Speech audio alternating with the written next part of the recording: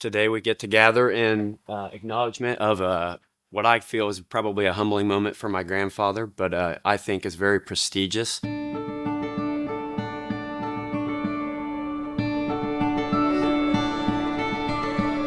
I would say that the easiest driving force for Jim in anything is kids. As a guy that once probably wanted to be an educator, life dealt him various different things, just like we're all dealt.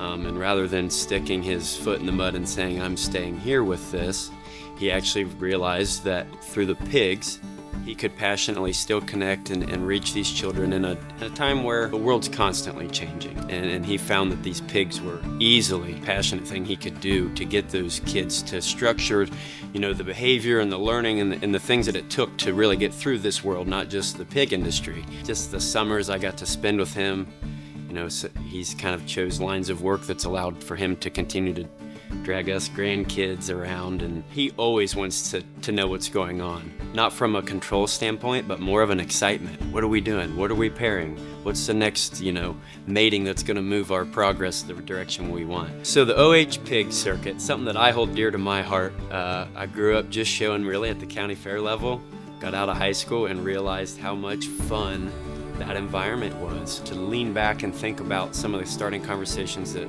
my grandpa, amongst other way wiser than any of us maybe ever will be folks, he was seeing a window of opportunity, and I think they saw that this thing needed to go, and it was time. It was time to grow. I'd love to tell you about Jim Albaugh and our time on the board together. As a chairman or something of a board, you always like to have people that will actually give their opinion, be a very good participant in the board, and I always remember that about Jim. He's very courteous, always have a smile on his face. Being around Jim outside of the boardroom and getting to know him a little bit, he has a sense of humor and can tell stories like unique to that older generation that can take a young guy under his wing and tell him a story or tell him a tale that or a life experience that he's had, and it's just was really fun to be around outside of the boardroom. Crazy little inlet story to the great relationships that not only has my grandfather had, but folks that I had the pleasure of getting to know, the Islers, Gene, you've got Tim that now works at Top Cut, so we're talking about family of friends, right? And it all started because we were the Boar Barn repair team out of LVS in New Carlisle, Ohio. It's wild to think about how privileged at 30 I am to know the Ralphs, the Genes, the guys that pretty much have been the foundation and pillar for not just show pig, but pig, period, in this state. I think one of the main things that we worked on under Jim's tenure was this state ballot issue 2. Jim was instrumental being on the board to where we, along with the rest of the commodity groups, put together issue 2, which was a proactive way to ensure that animal agriculture in the state of Ohio would be able to survive. Past time, he's been a trustee member. He is currently on the Miami Valley CTC board. He's a part of the educational program there that oversees kind of where the flow of the ag studies and maybe some of the different departments in that school.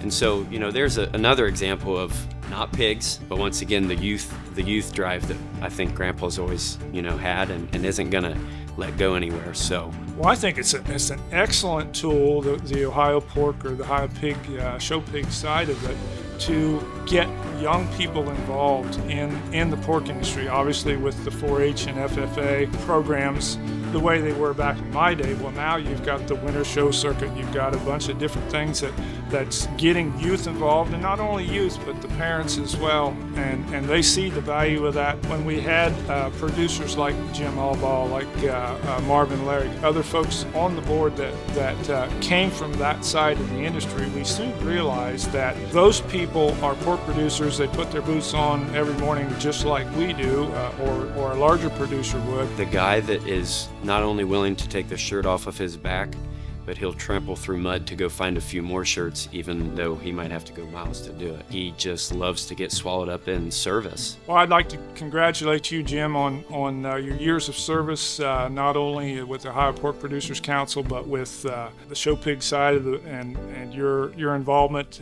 not only in the industry, but on fair boards and different things, and giving of your time. Jim Albaugh, I want to take a moment to congratulate you. I know that you have kept this quiet, as you do with most of your hard work, but I'll take a moment to talk as a family as a whole.